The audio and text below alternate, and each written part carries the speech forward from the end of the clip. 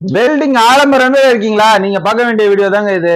நிறைய நண்பர்கள் என்கிட்ட கமெண்ட்ல என்ன கேள்வி கேக்குறீங்க, வெல்டிங் ராடை வந்து எர்த்துல டச் பண்ணோடனே ஒட்டிக்குது, என்ன பண்ணலாம் அப்படின்லாம் கேட்டுட்டு இருக்கிறீங்க. ஸோ இதுக்கான இன்னைக்கு ஒரு ஃபுல் பதிவா இருக்க போகுதுங்க.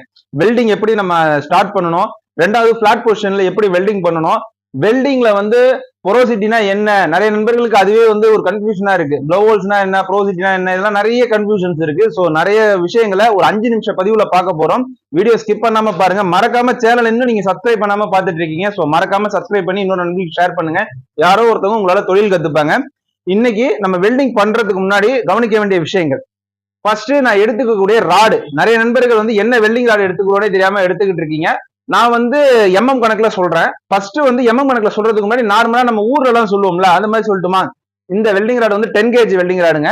10 kg அப்படிங்கும் போது இதோட திக்னஸ் வச்சு சொல்லுவோம். இதோட திக்னஸ் வந்து பாத்தீங்கன்னா 3.15 mm திக்னஸ். ஸோ இது வந்து 10 kg வெல்டிங் ராடுன்னு சொல்லுவோம். 12 kg வெல்டிங் ராடுன்னு இதை விட கொஞ்சம் மெலிசா இருக்கும். ஸோ நம்ம அதிகமா பயன்படுத்தக்கூடியது 10 kg அப்படிங்கிறதுனால ஷீட் மெட்டல் ஒர்க் எல்லாம் வந்து பாத்தீங்கன்னா 12 kg யூஸ் பண்ணுவாங்க. நார்மலா வெல்டிங் பர்பஸ் நிறைய மெட்டல் வந்து ஹெவியா இருக்கு அப்படின்னா அதுலலாம் வந்து பாத்தீங்கன்னா 10 kg யூஸ் பண்ணுவாங்க. இப்ப இந்த 10 kg வெல்டிங் ராட எர்த்துல நம்ம இப்ப நீங்க கொஞ்சம் பாத்துருவாங்க. இப்போ வந்து நம்ம இதுதான் எர்த்துன்னு வச்சுக்கோமே, இதுதான் எர்த் ஆக்சுவலா. இப்ப இந்த எர்த்துல வந்து நம்ம என்ன பண்ணணும் அப்படின்னா, இந்த வெல்டிங் ராடை கொஞ்சம் வேகமா இழுக்கணுங்க.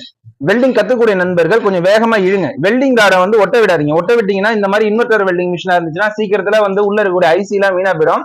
இந்த மாதிரி டிரான்ஸ்ஃபார்மர் வெல்டிங் மிஷினா இருந்தா பிரச்சனை இல்லைங்க. டிரான்ஸ்ஃபார்மர் வெல்டிங் மிஷின் கொஞ்சம் தாங்கும். கத்துக்கும் போது டிரான்ஸ்ஃபார்மர் வெல்டிங் மிஷினை யூஸ் பண்ணுங்க. ஏன் சொல்றேன்னா இன்வெர்டரா இருந்தா வீணா போறதுக்கான வாய்ப்புகள் இருக்கு.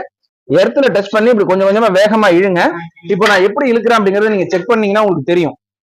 இப்போ வெல்டிங் ராடை நான் பிடிச்சிருக்கேன். இந்த வெல்டிங் ராடு வந்து நான் யூஸ் பண்ணினது. சோ ஒன்றும் பிரச்சனை இல்லை, அப்படியே நம்ம பார்க்கலாம்.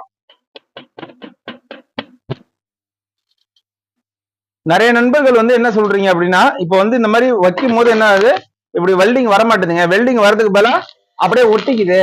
இந்த மாதிரி ஒட்டுச்சுன்னா நமக்கு மிஷின் வீணா போயிடுற மாதிரியான பிரச்சனை ஆகுது அப்படின்றீங்க. இப்போ நான் அதுக்கு தான் நான் சொல்ல போறோம். ரொம்ப சிம்பிள் டிப்ஸ்.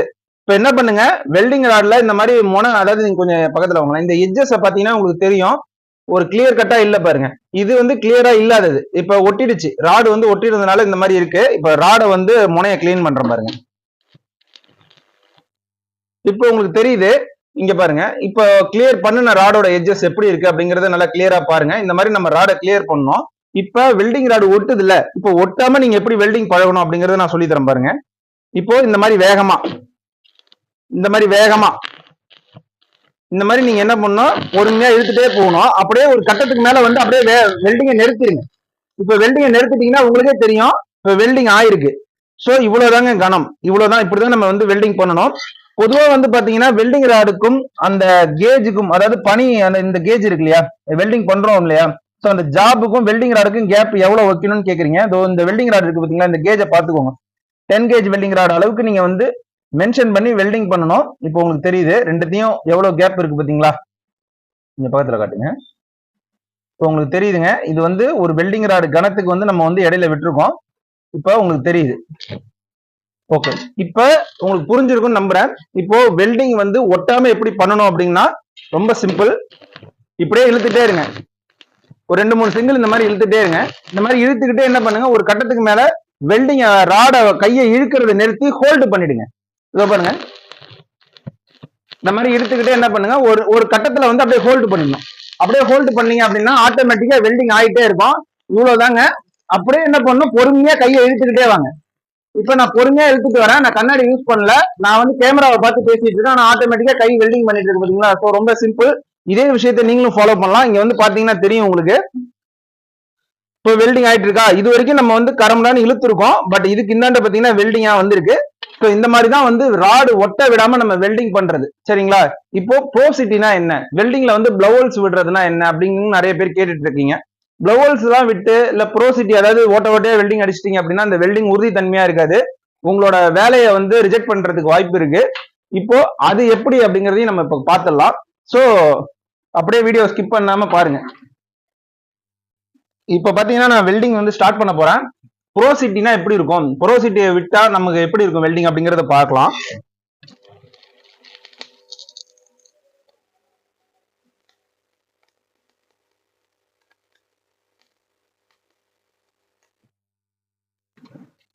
உங்களுக்கு தெரியுதுங்க, ஒரு ரன் வெல்டிங் அடிச்சிருக்கோம்.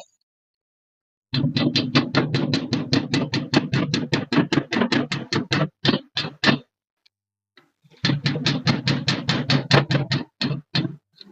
வெல்டிங் வந்து பாத்தீங்கன்னா வெல்டிங் ராடுக்கு ஏத்த பவர் நம்ம கொடுக்கலைங்க. கிட்டத்தட்ட வந்து பொதுவா வந்து இந்த வெல்டிங்க்கு வந்து நம்ம எவ்வளவு பவர் கொடுக்கணும் அப்படின்னா அட்லீஸ்ட் வந்து 100ல இருந்து 140க்குள்ள நம்ம பவர் வச்சிருக்கணும். நம்ம இப்ப வச்சது வந்து பாத்தீங்கன்னா 50 ஆம்ஸ் தான் வச்சிருக்கோம். 50 ஆம்ஸ் வச்சு நம்ம இப்படி வெல்டிங் அடிக்கும் போது பாத்தீங்கன்னா வெல்டிங் ஒரு கிளியரா வரல பாருங்க. உங்களுக்கு இப்ப தெரியுது. இப்ப இதுவே இன்னும் பவர் கம்மியா வைக்கிறோம், ஒரு சரியான வெல்டிங் மிஷினுக்கு சரியான பவர் கிடைக்கலன்னா இந்த வெல்டிங்ல வந்து பாத்தீங்கன்னா சின்ன சின்ன ஹோல்ஸ் இருக்கிற மாதிரியான ஒரு இஷ்யூஸ் இருக்கும். இந்த மாதிரியான ஹோல்ஸ் இருக்கிறது. அப்புறம் வந்து பாத்தீங்கன்னா வெல்டிங் வந்து ஊடுருவல், அதாவது பெனட்ரேஷன் சொல்லுவாங்க. வெல்டிங் ஊடுருவல் அப்படிங்கிறது ரெண்டு ஜாப்புக்கு நடுவுல வெல்டிங் எவ்வளவு ஆழமா திக்னஸா வெல்டிங் வருது அப்படிங்கறது வந்து பெனட்ரேஷன் சொல்லுவாங்க.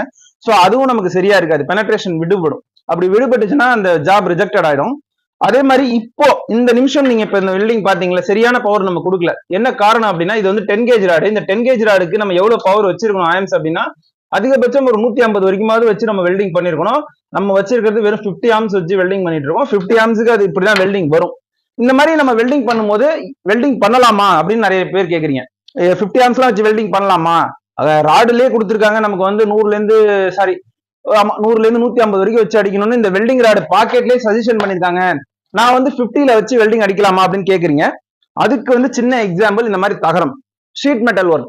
ஒரு வெல்டரா நீங்க வந்து அப்பாயிண்ட் பண்ணி ஒரு கடையில வேலை பார்த்துட்டு இருக்கீங்க அப்படின்னா நான் வந்து 100ல வச்சு அவங்க வெல்டிங் ராட்ல என்ன கொடுத்துருக்காங்களோ அதுதான் அடிப்பேன் அப்படிலாம் சொல்லக்கூடாதுங்க. இந்த மாதிரி தகரத்துல நம்ம வெல்டிங் பண்ணும்போது பாத்தீங்கன்னா 100 தான் நான் வச்சு அடிப்பேன் அப்படின்னா ஓட்ட விழுந்துகிட்டே இருக்கும், வெல்டிங் முடியாது. அப்போ இந்த மாதிரி தகரத்துல எல்லாம் நம்ம வெல்டிங் பண்ணும்போது என்ன பண்ணணும் அப்படின்னா பவரை வந்து ரெடியூஸ் பண்ணிக்கணும். 100 அவங்க கொடுத்துருப்பாங்க, நம்ம வந்து 75 50ல கூட போட்டு நம்ம வெல்டிங் பண்ணிக்கலாம். ஸோ வெல்டிங் வந்து பவர் ரெடியூஸ் பண்ணி நம்ம அடிக்கிறது ஒன்றும் தப்பு கிடையாது.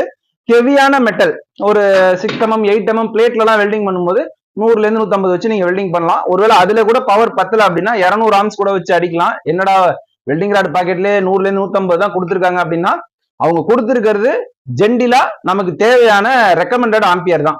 நம்ம ஏரியால கரெக்டான ஆம்பியர் வருதா, 240 வோல்ட் வருதா அப்படின்னு கேட்டீங்கன்னா வராது. ஸோ அதுக்கு நம்ம எவ்வளவு தேவையோ அந்த அளவுக்கு நம்ம வந்து அதிகப்படுத்திக்கலாம் அப்படிங்கறது தெரிஞ்சுக்கோங்க.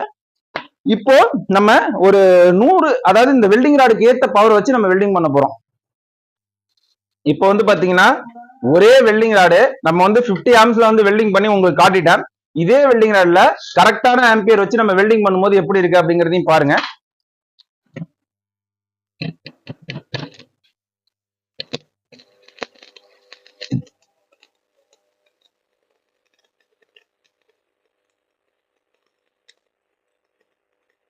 இந்த மாதிரி நம்ம வெல்டிங் பண்ணும்போது பாத்தீங்கன்னா என்னோட கை, அதாவது அந்த ஹோல்டரை நான் எந்த வசத்துல அசைக்கிறேன் அப்படிங்கறத வந்து கவனிங்க. நிறைய நண்பர்கள் அதை கவனிக்கிறது இல்ல. இப்போ வந்து உங்களுக்கு தெரியுதுங்க வெல்டிங் பண்ணிருக்கோம். இந்த வெல்டிங்கை பாருங்க எவ்வளவு மெலிசா ஒரு கம்ஃபர்டபுளாவே இல்ல பாருங்க. அந்த வெல்டிங்கோட ஒரு ஸ்ட்ரென்த்தே இல்லாம இருக்கு பாருங்க. அதுவே இந்த வெல்டிங் மேல இருக்கக்கூடிய பிளெக்ஸ் என்னன்னா தட்டல, வெல்டிங்ல இருக்கக்கூடிய மேல இருக்கிற இந்த பிளெக்ஸை நான் தட்டினா உங்களுக்கு தெரியும். வெல்டிங் பண்ணும்போது நீங்க கவனிக்க வேண்டிய விஷயம் என்ன அப்படின்னா இந்த வெல்டிங்கோடைய இந்த ராடு இருக்குல்ல, இது வந்து வெல்டிங் ராடுங்க. இந்த வெல்டிங் ராடை இந்த பொசிஷன்ல நம்ம வெல்டிங் அடிச்சுக்கிட்டே வரணும் அப்படிங்கிறது தெரிஞ்சுக்கோங்க.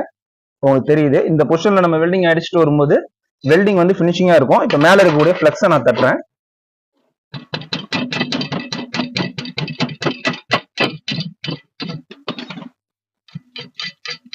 உங்களுக்கு தெரியுது வெல்டிங் வந்து பினிஷிங்கா வந்திருக்கு. இது வந்து ஒரு பிளேட், ஸோ சின்ன மெலிசான பிளேட் தான் நான் வெல்டிங் அடிக்கிறதுக்கு உங்களுக்கு கத்து கொடுத்துருக்கேன். இதோட கணத்தை பாருங்க. ஸோ ரொம்ப மெலிசான ஒரு பிளேட்டு. ஸோ உங்களுக்கு வந்து மெலிசான பிளேட்ல எல்லாம் நம்ம வெல்டிங் அடிச்சு உங்களுக்கு சொல்லி தரும்போது எப்படி இருக்கும் அப்படிங்கிறதுக்கான ஒரு ப்ரொசீஜர் தான் நான் சொல்லி கொடுத்துருக்கேன். இந்த பதிவு உங்களுக்கு பிடிச்சிருக்குன்னு நம்புறேன். மறக்காம இன்னொரு நண்பர்களுக்கு ஷேர் பண்ணுங்க. இந்த பதிவுல நீங்க கத்துக்கிட்ட விஷயங்கள் வந்து 2, வெல்டிங் அடிக்கும் போது ராடு எப்படி ஒட்டாம வெல்டிங் அடிக்கணும், ஸ்டார்டிங் பண்ணணும் அப்படிங்கறத நான் உங்களுக்கு சொல்லி கொடுத்துருக்கேன். 2வது பிளாட் பொசிஷன்ல எந்த மாதிரி வெல்டிங் அடிச்சா கரெக்டா வரும் அப்படிங்கறதையும் நான் சொல்லி கொடுத்துருக்கேன். நான் சொல்லி கொடுக்கக்கூடிய இன்ஃபர்மேஷன் உங்களுக்கு பிடிச்சிருந்தா மறக்காம நம்ம சேனலை சப்ஸ்கிரைப் பண்ணி ஃபாலோ பண்ணிக்கோங்க. மீண்டும் ஒரு நல்ல பதில பார்ப்போம். பாய்.